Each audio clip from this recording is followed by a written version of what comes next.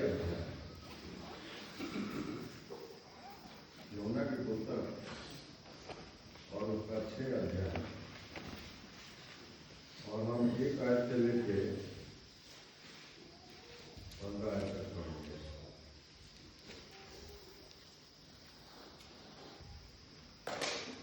इस प्रकार से लिखा है, इन बातों के बाद यीशु गलील की झील अर्थात तिबिरियास की झील के पार गया, और एक बड़ी भीड़ उसके पीछे होने क्योंकि जो आश्चर्यकर्म वो बीमारों पर दिखाता था वे उनको देखते थे। तब यीशु पहाड़ पर चढ़कर अपने चेलों के साथ वहां बैठ गया। यहूदियों के फसह का पर्व निकट था। जब यीशु ने अपनी आंखें उठाकर एक बड़ी भीड़ को अपने पास आते देखा तो फिलिप्पुस से कहा, हम इनके भोजन के लिए कहाँ से रोटी मोल लाए। उसने ये बात उसे परखने के लिए कही क्योंकि वह आप जानता था कि वह क्या करेगा। फिलिप्पुस ने उसको उत्तर दिया, 200 दिनार की रोटी भी उनके लिए पूरी ना होगी कि उनमें से हर एक को थोड़ी थोड़ी मिल जाए। उसके चेलों में से शमौन पतरस के भाई अंद्रियास ने उससे कहा, यहाँ एक लड़का है जिसके पास जौ की 5 रोटी और 2 मछलियां हैं, परंतु इतने लोगों के लिए वे क्या है। यीशु ने कहा, लोगों को बैठा दो। उस जगह बहुत घास थी। तब लोग, जिनमें पुरुषों की संख्या लगभग 5000 की थी, बैठ गए। तब यीशु ने रोटियां ली और धन्यवाद करके बैठने वालों को बांट दी, और वैसे ही मछलियां में से जितने वे चाहते थे बांट दिया। जब वे खाकर तृप्त हो गए तो उसने अपने चेलों से कहा, बचे हुए टुकड़ों को बटोर लो कि कुछ फेंका न जाए। अतः उन्होंने बटोरा और जौ की 5 रोटियों के टुकड़ों से जो खाने वालों से बच रहे थे 12 टोकरियां भरी। तब जो आश्चर्यकर्म उसने कर दिखाया उसे वे लोग देखकर कहने लगे, वह भविष्यवक्ता है जो जगत में आने वाला था। निश्चय यही है। यीशु ये जानकर कि वे मुझे राजा बनाने के लिए पकड़ना चाहते हैं, फिर पहाड़ पर अकेला चला गया। आइए हम लोग प्रार्थना करें। महान जीवित परमेश्वर, हम आपका धन्यवाद करते हैं इस अवसर के लिए जो आपने हमें दिया है।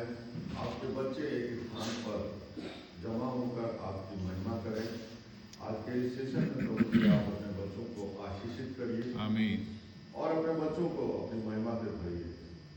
हम सब प्रभु जी आपके आत्मा से भरकर आपकी अगुवाई में आपकी महिमा कर सके, आमीन, और आपके कार्यों को कर सके।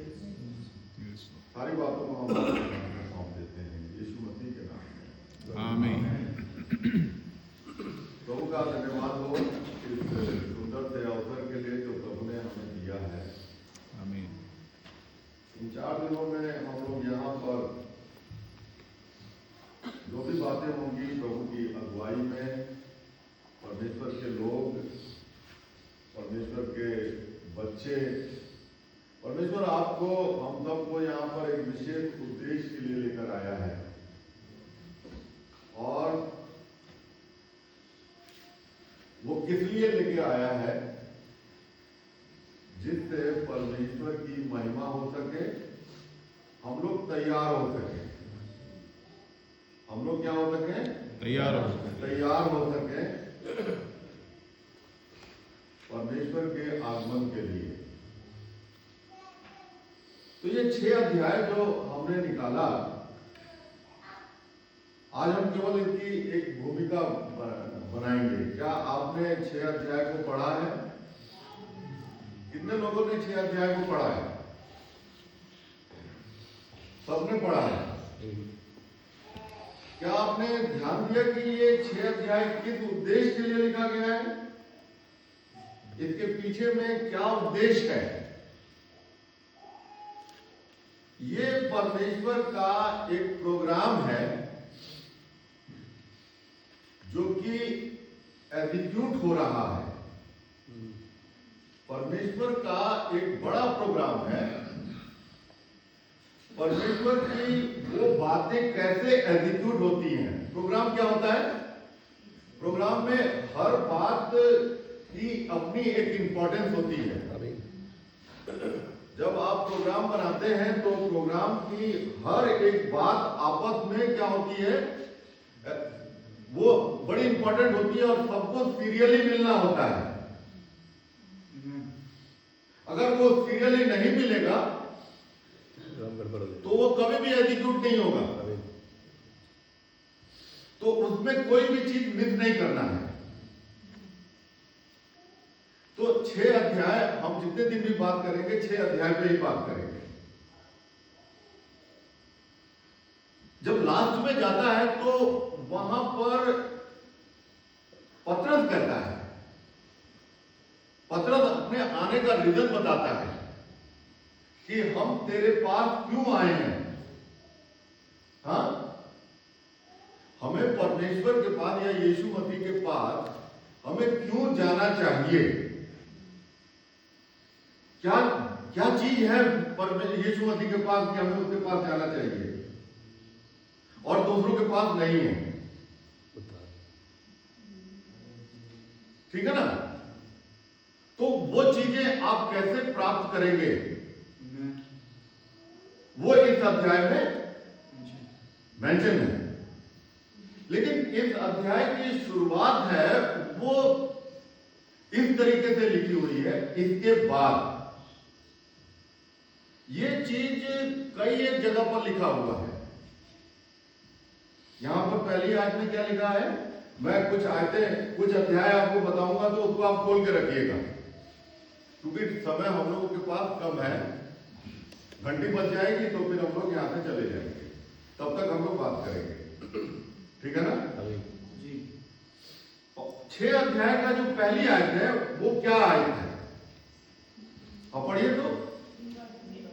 इन बातों के बाद फिर अगर आप प्रकाशित वाक्य किताब 4 अध्याय को पढ़ेंगे तो वहां पर भी इसी तरीके से लिखा हुआ है, इन बातों के बाद। तो उससे पहले क्या घटित हुआ? प्रकाशित वाक्य 4 जब लिख रहा था तो उससे पहले क्या घटित हुआ यह जानना जरूरी है। और जब 6 अध्याय को जब लिखा गया, 6 अध्याय की बातों को रखा गया, तो 6 अध्याय में ये बात सबसे पहले मेंशन की गई कि इन बातों के बाद। तो क्या इससे पहले क्या घटित हुआ? तो कोई मरकुस की किताब 6 अध्याय को भी निकाले। मरकुस की किताब 6 अध्याय के ऊपर में ये बेस है। यहां पर मरकुस की किताब 6 अध्याय में हम देखते हैं कि शैतान का एक बड़ा प्रोग्राम चल रहा है, और वो बड़ा प्रोग्राम ये है कि वहां पर परमेश्वर का एक माइटी भविष्यवक्ता है। कौन है? यूहन्ना बपतिस्मा देने वाला। और यूहन्ना बपतिस्मा देने वाले को परमेश्वर ने इसलिए भेजा कि वो प्रभु के लिए एक मार्ग को तैयार करे, परमेश्वर के लिए एक योग्य प्रजा तैयार करे। ये काम किसका था? यूहन्ना बपतिस्मा देने वाले का था। और यूहन्ना बपतिस्मा देने वाला आया तो यूहन्ना बपतिस्मा देने वाले ने परमेश्वर के लोगों को तैयार करना शुरू कर दिया। तो जब परमेश्वर के लोगों को तैयार किया जाता है तो सबसे पहले प्रायश्चित के लिए बोला जाता है, मन फिराने के लिए बोला जाता है। तो उसने हेरोदेस को भी बोला और हेरोदेस को बोला कि देख, तूने क्या कर रखा है, अपने भाई की पत्नी को रखा हुआ है और ये तेरे लिए उचित नहीं है। तो जो क्या कहते हैं हेरोदेस की एक्चुअल में वो वाइफ नहीं थी,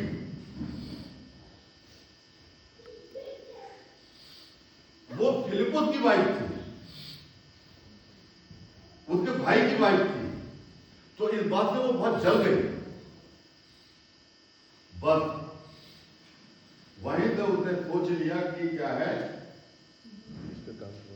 एक दिन समय आएगा तो मैं इसका काम तमाम कर दूंगी। जब यीशु मसीह क्रूस पर चढ़ा तो नबी बताते हैं कि यीशु मसीह क्रूस पे अपनी कुर्बानी जब दिया तो वो नीचे शैतान के पास गया उस कुंजी को लेने के लिए। तो वहां पर उसने क्या किया कि शैतान कहता है, उधर तुम आ गए, कहता हाबिल को तो मैंने मारा, यूहन्ना बपतिस्मा देने वाले को भी मैंने ही मारा, यीशु मसीह को भी उसने ही मारा था। और जितने भी परमेश्वर के लोग आए उन सबको किसने मारा? शैतान ने ही मारा। तो फिर ये कौन है? हेरोदियास है, वो कौन है? इस बात को आपको ध्यान में रखना पड़ेगा। हेरोदेस कौन है?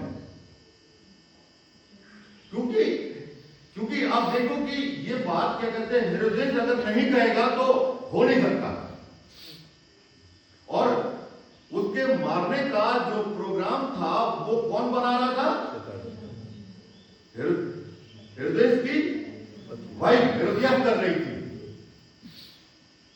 तो फिर इसका मतलब कि क्या है, वो समय आया तो उसकी लड़की ने एक अच्छे से डांस किया और हेरोदेस इतना खुश हो गया कि उसने कहा कि तू जो मांगेगी मैं तुझे दूंगा, आधा राज भी दे दूंगा। वो गई अपने मां के पास और उसने पूछा अब ऐसी बात आ गई, बता मैं क्या मांगू?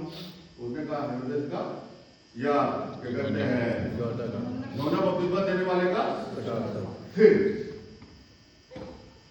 तो आप देखिए कि वहां पर लिखा हुआ है, वहां पर इस बात को लिखा हुआ था कि वो बहुत दिन से इस फिराक में लगी हुई थी। तो परमेश्वर का और परमेश्वर के लोगों का और शैतान का हमेशा ये मल्लयुद्ध क्या होता है?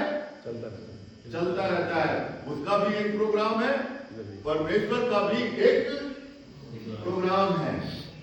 आप परमेश्वर के प्रोग्राम के हिस्से हैं, तो कोई शैतान के प्रोग्राम का भी हिस्सा है। और शैतान एक ही चीज चाहता है, वो नष्ट कर दे, नाश कर दे। वो इससे नीचे कुछ नहीं चाहता, वो केवल आपकी हानि नहीं करना चाहता है, वो चाहता है कि आपको पूरी तरह से नष्ट कर दे, बर्बाद कर दे। ये शैतान का प्रोग्राम है। तो हम यहां पर देखते हैं कि यहां पर कुछ पास्टर लोग बैठे हुए हैं, कुछ और परमेश्वर के लोग बैठे हुए हैं। ऐसी न्यूज तो बहुत अधिक सैड न्यूज होती है ना भाई, कि आकर बताया गया यूहन्ना बपतिस्मा देने वाले का सिर काट दिया। आप मिनिस्टर के ऊपर सोचो कि मिनिस्टर को क्या होता होगा। एक ऐसा माहौल बन जाता है, सब गुमसुम है। यूहन्ना बपतिस्मा देने वाला परमेश्वर का एक माइटी भविष्यवक्ता है।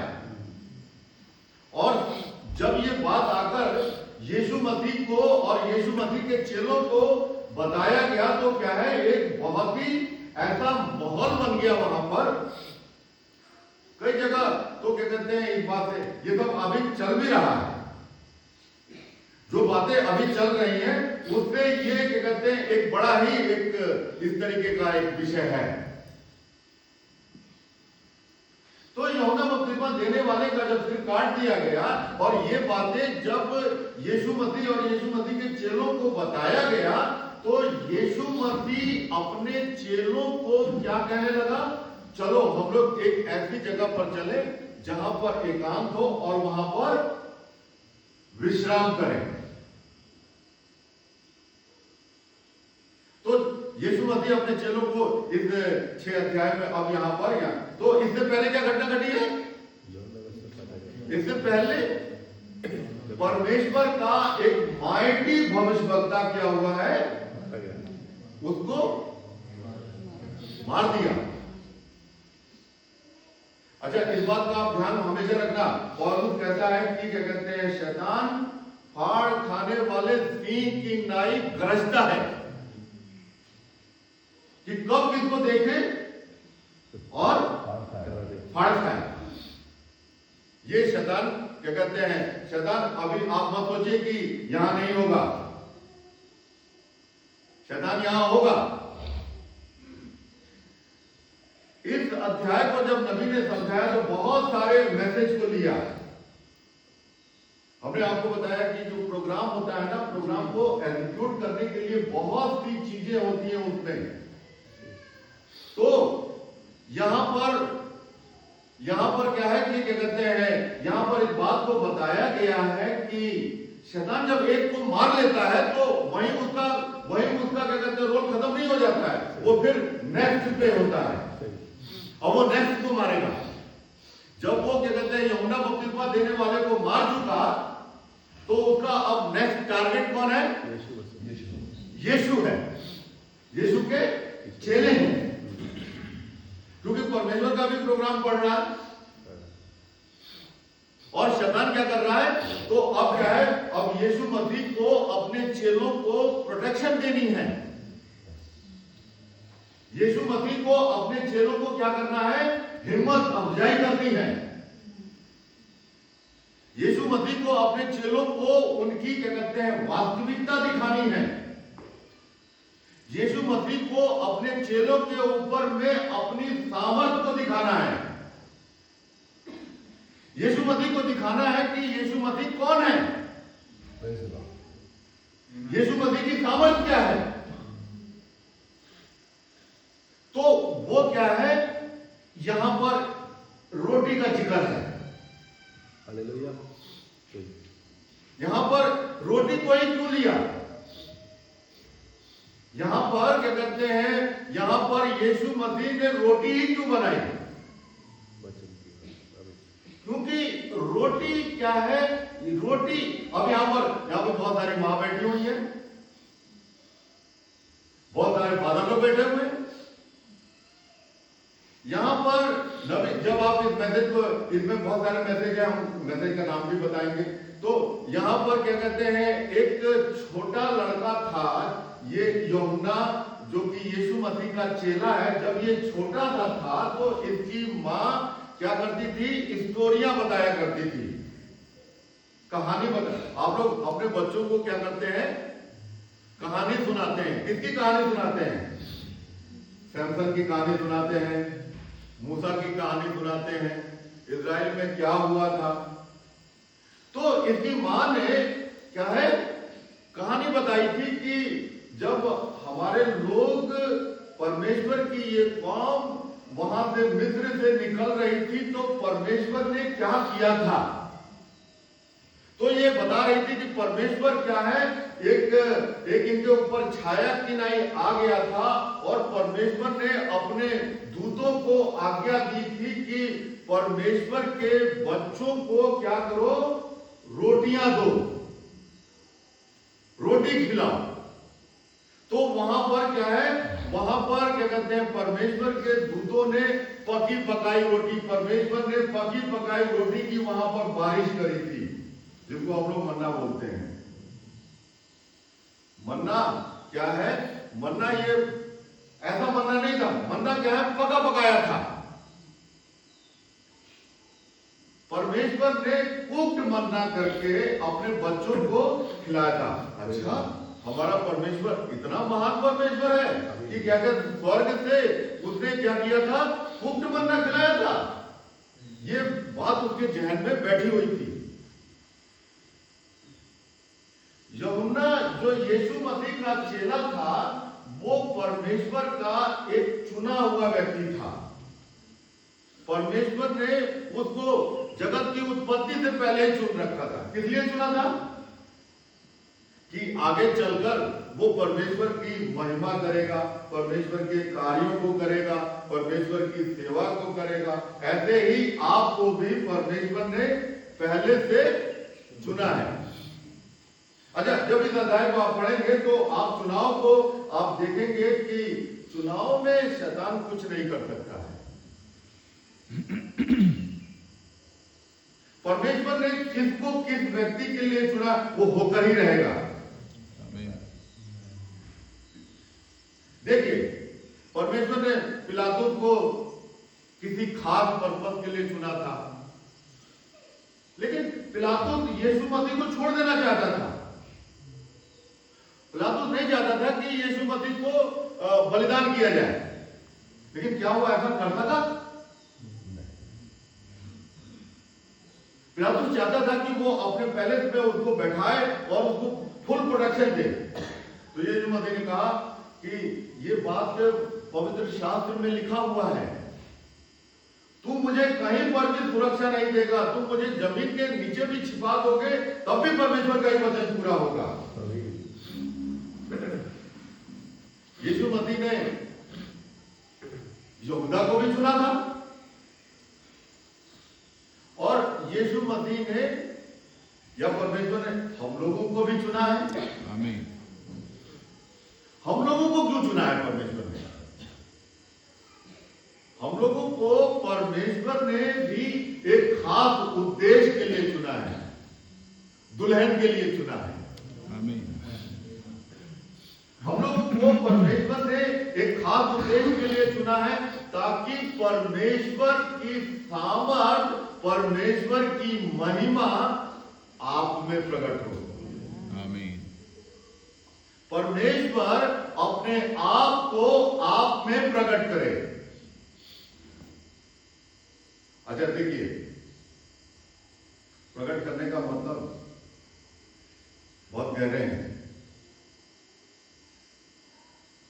बाइबल इस बात को बताती है कि आपको वैसे ही परमेश्वर बनाएगा जैसा कि यीशु मसीह है। तो इसमें Christ of the mystery of God का भी जिक्र आया है। तो Christ of ministry of God में 3 बातें हैं। पहला, परमेश्वर ने यीशु मसीह में अपने आप को प्रकट किया। दूसरा, परमेश्वर ने अपने आप को या मसीह को मसीह की दुल्हन में प्रकट किया। तो परमेश्वर जब अपने आप को प्रकट करता है तो वही मुख्य चिन्ह जो यीशु मसीह में था,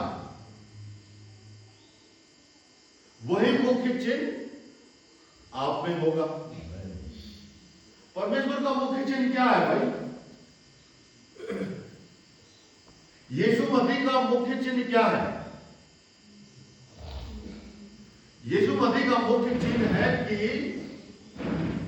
मैं अपने आप कोई काम नहीं करता, मेरा पिता मुझ में रहकर अपने कामों को करता है। वो मुझे दिखाता है, वो मुझे बताता है और मैं उन कामों को करता हूं। जब यूहन्ना की इंजील और उसका 5 अध्याय को पढ़ेंगे तो 5 अध्याय इस बात को बताता है कि यीशु मसीह एक मनुष्य है और यीशु मसीह परमेश्वर भी है। आमीन। और देखिए कि अगर यीशु मसीह परमेश्वर को इतना हाई, इतना इज्जत देता है, यीशु मसीह ने परमेश्वर की किसी भी आज्ञा का उल्लंघन नहीं किया। यीशु मसीह ने कोई भी अपनी इच्छा को पूरा नहीं किया। पवित्र आत्मा कब हमें इस्तेमाल करता है? पवित्र आत्मा कब हमारे अंदर में आता है? परमेश्वर की महिमा कब होती है? परमेश्वर की महिमा तब होती है जब आप यीशु मसीह के समान एक्ट करने लगते हैं। आमीन। समझ में आया भाई? तो यीशु मसीह, इसमें क्या होता है कि आप कुछ नहीं, केवल परमेश्वर की इच्छा को चाहते हैं। तब हमारे अंदर में पवित्र आत्मा आएगा और का। तो पवित्र आत्मा या मसीह का जो मुख्य चिन्ह है वो ये है कि आप विजन देखें। चंगाई यीशु मसीह की मुख्य चिन्ह नहीं है और दूसरे यीशु मसीह के मुख्य चिन्ह नहीं है। यीशु मसीह का मुख्य चिन्ह है कि क्या है, वो मन की बातों को बताए। वो तो क्या है, देखिए उसने जाकर क्या कहते हैं उसको बताया था ना, जब सामरी स्त्री और यीशु मसीह की बात हो रही थी तो उसने क्या कहा था, जाकर अपने पति को बुला लिया। उसने कहा मेरा कोई पति नहीं है। तो उसने कहा तूने बिल्कुल ठीक कहा, तेरे 5 पति थे, 5 पति कर चुकी, अभी 6 के साथ रह रही है। उसने कहा अरे तू तो भविष्यवक्ता है और हम मसीह का इंतजार कर रहे हैं। और उसने कहा कि जो तुझसे बात कर रहा है वही मसीह है। तो मुख्य चिन्ह तो इस कलीसिया को क्या करना है, ये वाली जो कलीसिया है, ये जो इस समय में सातवें युग की जो कलीसिया है, ये 7वें युग की कलीसिया क्या है, उसी स्थिति में आने वाली है। क्योंकि यीशु मसीह बोल कर गया है कि ये काम जो मैं करता हूं तुम भी करोगे।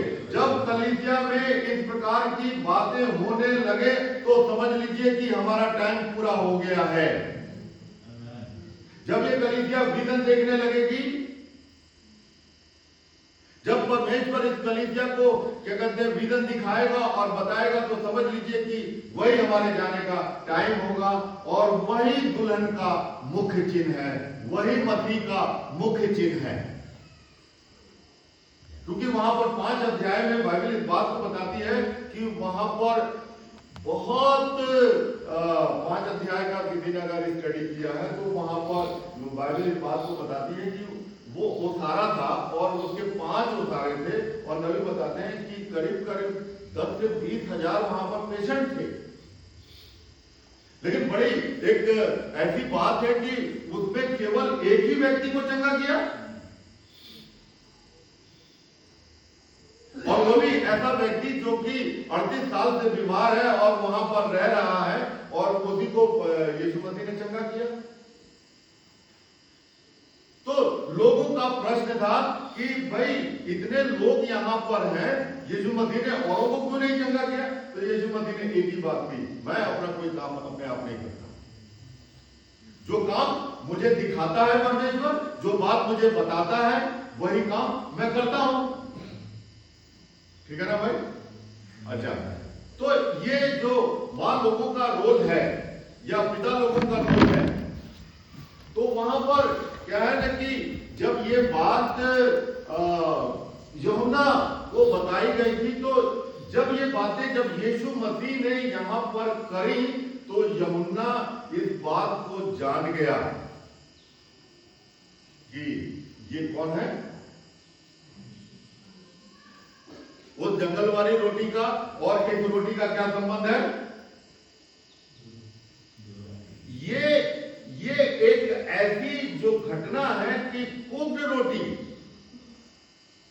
भाई इन लोगों को लकड़ी और वो क्या कहते हैं खाना बनाने का और वो सारी चीजें लेके चलनी नहीं पड़ती थी। परमेश्वर ने इनके घर के सामने में, इजरायलियों के घर के सामने वहां पर रोटी की बारिश हुई थी और पकी पकाई रोटी। यहां पर जो रोटी का जिक्र है, एक तो वहां के नबी ने वहां से उन चीजों को लिया है। फिर एक क्या कहते हैं, आपने देखा होगा कि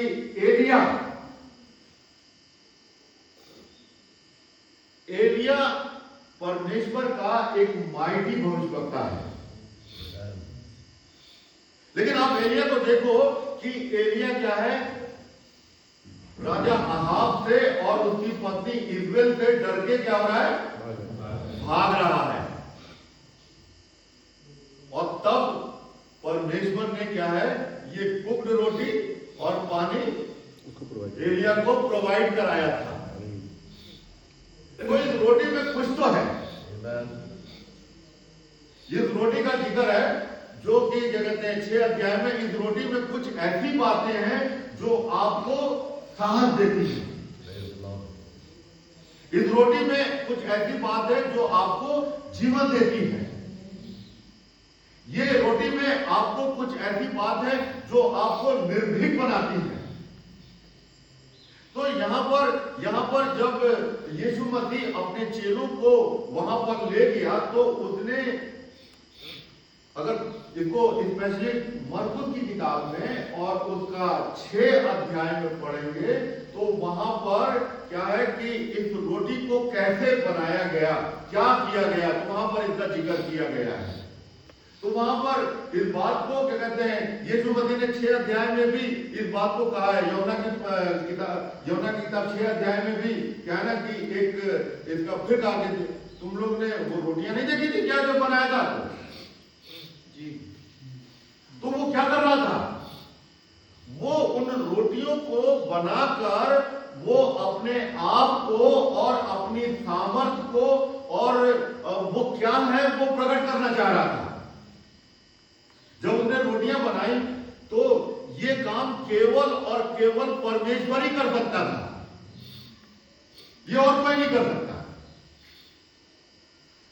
वहां पर अपने चेलों को बोला कि ढूंढो यहां पर कुछ है मरकुस की किताब में। तो वहां पर पता चला कि हाँ एक लड़का है और उसके पास 5 रोटी और 2 मछली है। और जब ये क्या है कि जब यीशु मसीह ये रोटियों को लेकर तोड़कर क्या कहते हैं परमेश्वर से आशीषें मांग रहा था और धन्यवाद की रोटी तोड़ रहा था, तो लोग देख रहे थे, उसके फेस को देख रहे थे और उसके उस कार्य को देख रहे थे। सब लोग वहां पर ये जब कार्य हो रहा था तो यूहन्ना भी देख रहा था, अरे ये क्या हो रहा है, ये तो वही बात है जो मेरी मां बताया करती थी। ओ तो ये कौन है, ये हमारा प्रभु है। जब उसने रोटियां बनाई तो वहां पर क्या बोला उसने, वहां पर सबको कंफर्म हो गया। तो फिर ये मीटिंग ये क्या कहते हैं, जब ये खाना इन्होंने खा लिया और इत्मीनान हो गए तो फिर मीटिंग की चर्चाएं होती हैं। मीटिंग के बारे में वहां पर हम लोग आपस में बैठ के बातें करते हैं। तो चेले भी एक स्थान पर जमा हो गए और बातें करने लगे। तो सबसे छोटा ये इससे रहा नहीं गया, सबसे पहले कहा पतरस भैया मैं तो पूरी तरह से कंफर्म हूं, आज मैंने जो कुछ देखा मैं पूरी रीति से क्या है कंफर्म हूं कि मेरी मां बताया करती थी कि हमारे परमेश्वर ने जंगल में क्या किया था और आज मैंने उसको अपनी आंखों से देख लिया। मैं इस बात से पूर्ण रीति से कंफर्म हो गया हूं कि ये हमारा प्रभु है। तो पतरस भी कहने लगा मुझे भी मेरे पापा ने बताया था कि हमारा मसाया आएगा और हमारा मसाया कैसा होगा। और एक बार मेरा भाई एंड्रू वो आकर मुझसे कहने लगा कि हमको मसाया मिल गया है। तो मैंने उससे पूछा कौन है, कहता है कि गलील का नासरत का नासरी यीशु, गलील का नासरत का यीशु वो है हमारा मसाया। तो ये एंड्रूस अपने भाई को वहां पर लेकर गया और जब वो अपने भाई को लेकर गया तो यीशु मसीह ने कहा और उसकी पूरी हिस्ट्री बता दी कि तू कौन है, योना का पुत्र है, और उसका नाम बताया और सब। तो उन बात को वो पूरी रीति से क्या है। तो देखिए, तो परमेश्वर हमारे ऊपर में उन बातों को प्रकट करता है। मैं एक मां का और एक पिता का रूल बता रहा हूं कि आपको क्या करना होता है, अपने बच्चों को किस बात की शिक्षा देनी होती है, वचन की शिक्षा देनी होती है। आप एक जनरेशन तैयार करके जाते हैं। अच्छा, फिर तो यहां पर हम देखते हैं कि शैतान जो है शैतान क्या है? शैतान आपको मारना चाहता है। लेकिन परमेश्वर का आपके लिए एक योजना है। तो हम वहां पर फिर रोटी में चले तो वहां पर एलिया को हम देखते हैं कि जब एलिया को परमेश्वर ने वो रोटी खिलाई तो उसमें पता नहीं ऐसी क्या ताकत थी कि वो 40 दिन तक उस रोटी को उसको खिलाया, सुला दिया, फिर उठाया, फिर खिलाया, फिर सुला दिया है। और फिर उसी से वो ताकत पाकर क्या करने लगा? 40 दिन तक यात्रा करने लगा। रोटी आपको भी खिलाई जा रही है क्योंकि यहां पर रोटी की जिक्र है, रोटी का जिक्र है। रोटी एलिया को भी खिलाई गई, रोटी चेलों को भी खिलाई गई, रोटी परमेश्वर के वहां पर इजराइल के बच्चों को भी रोटी खिलाई गई। एक चीज का जिक्र यहां पर और है कि ये यीशु मसीह ने कहा कि उन्होंने कहा कि हमारे बाप दादा ने जंगल में मन्ना खाया, तो यीशु मसीह ने कहा सब मर गए। इसका भी हमें समझना पड़ेगा कि भाई आगे वो रोटी मसीह था, आगे वो रोटी वो जल मसीह था, तो वो मर क्यों गए? तो आपको इसमें पता चलेगा कि क्या कहते हैं, आखिर जीवित रहने का अर्थ क्या है? हाँ, जीवित रहने का अर्थ क्या है? क्या जो हम समझते हैं यही तरीका है? नहीं, ऐसा नहीं है। देखिए, अगर आप व्यवस्था विवरण की, किसी ने व्यवस्था विवरण 6 अध्याय लिखा, 8 अध्याय लिखा रखा है, और किसी ने आपने वहां पर क्या कहते हैं मत्ती की किताब 4 अध्याय निकाल रखा है, और किसी ने प्रकाशित वाक्य की किताब और उसका 22 अध्याय निकाल रखा है, तो 22 अध्याय में ये बात बताई गई है कि परमेश्वर के उस प्लान में, परमेश्वर की उस किताब में, परमेश्वर की उस योजना में आपको ना तो कुछ जोड़ना है और ना कुछ घटाना है ना। अगर हम उसकी योजना में कुछ जोड़ देते हैं और उसकी योजना में कुछ घटा देते हैं तो क्या होगा? तो मनुष्य केवल रोटी ही से नहीं परंतु परमेश्वर के हर एक उस वचन से जीवित रहेगा। इसका जो अनुवाद है, अगर आप प्रकाशित वाक्य 22 में और व्यवस्था विवरण की किताब 8 अध्याय में आप पढ़ेंगे तो ये वो इस बुक की बात कर रहा है, इस योजना की बात कर रहा है। परमेश्वर अपनी एक योजना की बात कर रहा है। ये बुक ऑफ रिडेम्पशन है, ये परमेश्वर की योजना है। परमेश्वर की योजना में कोई भी चीज आपको गड़बड़ी नहीं करनी है, इसमें मिलाना नहीं है, इसमें कुछ जोड़ना नहीं है। माफ करिएगा, ये टॉपिक मैं यहाँ पर इसलिए भी बोल रहा हूं कि कई बार हम अपनी इच्छा को पूरा करने लगते हैं। जैसे कि मान लीजिए कि कोई यहाँ पर यंग लड़का है और एक यंग लड़की है, और क्या है, वो शादी कर लेते हैं। तो ये भी परमेश्वर की एक योजना का पार्ट है, और आपको शादी कैसे करनी है ये बात परमेश्वर के वचन में लिखा हुआ है। तो पता चला कि एक क्या कहते हैं, एक ऐसी जगह पे आप एक फिल्मी लड़की से शादी कर लेते हैं, तो वो क्या करेगी भाई? वो फिल्मों की बातें करेगी, श्रृंगार की बात करेगी, वो जो कुछ भी वो फिल्मों में चल रहा है, जो कुछ वहां चल रहा है, वो बात करेगी। तो परमेश्वर का प्रोग्राम टूट गया ना आपके द्वारा, आपके परिवार के द्वारा परमेश्वर की योजना खत्म हो गई ना। एक तीर घाट, दूसरा वीर घाट। आप समझा रहे हैं, वो समझ में ही नहीं आ रही है उसको। और वो कैसे बच्चे की शिक्षा देगी? वो तो हमेशा शूटिंग में रहेगी। वो अपने बच्चों को क्या शिक्षा देगी? आप सोचते हैं कि वो कभी यीशु मसीह की शिक्षा देगी? या यूहन्ना के जैसी मां और क्या कहते हैं जो पीटर के जो पापा थे वैसी शिक्षा वो देगी या वो देगा? किसी ने अगर व्यवस्था विवरण 8 निकाला है तो उसको आप पढ़ें, पहली आयत से 3 आयत तक पढ़ें। तो यहां पर क्या है, बाइबल इस बात को बताती है कि परमेश्वर का हर एक योजना पहले से ही निर्धारित की गई है।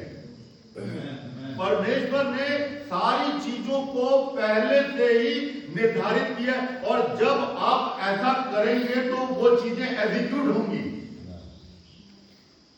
समझ में आया भाई? अभी यूहन्ना जो यीशु मसीह का चेला है, अभी क्या है, एक बड़ी मिनिस्ट्री परमेश्वर ने उसके लिए रखी हुई है। और यूहन्ना के माँ बाप भी क्या है, एक इसी तरह के परमेश्वर के लोग हैं और वो क्या कर रहे हैं, अपने बच्चों को उस प्रकार की शिक्षा दे रहे हैं ना भाई। तो फर्क क्या लिखा है जरा देखिए तो, आज्ञा मैं आज तुझे सुनाता हूँ उन सबों पर चलने की चौकसी करना, इसलिए कि तुम जीवित रहो और बढ़ते रहो। और जिस देश के विषय में यहोवा ने तुम्हारे पूर्वजों से शपथ खाई है उसमें जाकर उसके अधिकारी हो जाओ। और स्मरण रख कि तेरा परमेश्वर यहोवा उन 40 वर्षों में तुझे सारे जंगल के मार्ग में से इसलिए ले आया कि वह तुझे नम्र बनाए और तेरी परीक्षा करके यह जान ले कि तेरे मन में क्या क्या है और कि तू उसकी आज्ञाओं का पालन करेगा या नहीं। उसने तुझको नम्र बनाया और भूखा भी होने दिया। फिर वह मन्ना जिसे ना तू और तेरे पुरखा ही जानते थे वही तुझको खिलाया, इसलिए कि वह तुझको खिलाए कि मनुष्य केवल रोटी खाए, कि मनुष्य केवल रोटी ही से नहीं जीवित रहता परंतु जो देखिए बाइबल इस बात को बताती है कि यहाँ पर एक प्रोग्राम है परमेश्वर का। सब बातों को परमेश्वर की योजना के अनुसार ही करना है। यानी कि हमें सारे जीवन भर परमेश्वर की योजना का भाग होने के लिए वैसे ही करना है। अच्छा, एक चीज हम इसमें देखिए, ये अध्याय को है बहुत ज्यादा, मतलब कि क्या कहते हैं, बहुत गहरा है, लेकिन जितना भी हम ले सकेंगे लेंगे। आप यहाँ पर देखें कि ये जो मीटिंग चल रही थी तो हमने यहाँ पर देखा था कि शैतान पहले किसको मारा, उसने यूहन्ना बपतिस्मा देने वाले को। अब वो किसको मारना चाहता है? अब वो क्या है, यीशु मसीह के चेलों को मारना चाहता है। तो यीशु मसीह इन लोगों को क्या है, वहां से हटाकर एक ऐसे जगह पर ले गया। तो आप पढ़िएगा तो नबी बताते हैं कि क्या है, वो भी शैतान भी उस मीटिंग में गया, शैतान भी उस मीटिंग में गया। और तब शैतान क्या कर रहा है, चुप करके खड़े हुए देख रहा है। लेकिन शैतान हमेशा क्या करता है, मौके का इंतजार करता है। शैतान उस मीटिंग में था और शैतान क्या कर रहा था, मौके का इंतजार कर रहा था। उस समय तो वो कुछ कर ही नहीं सकता था क्योंकि उनका प्रभु उनके साथ है। और जब उनका प्रभु उनके साथ है, हमारा प्रभु हमारे साथ है, तो वो क्या कर सकता है? तो कुछ वो कर ही नहीं सकता। तो वो मौके का इंतजार करने लगा। तो यीशु मसीह ने क्या किया, यीशु मसीह ने कहा कि तुम क्या कहते हैं, ऐसा करो, तुम लोग नाव में चलो और मैं जरा पहाड़ पर प्रार्थना करके आता हूं। बस शैतान को यही मौका मिल गया।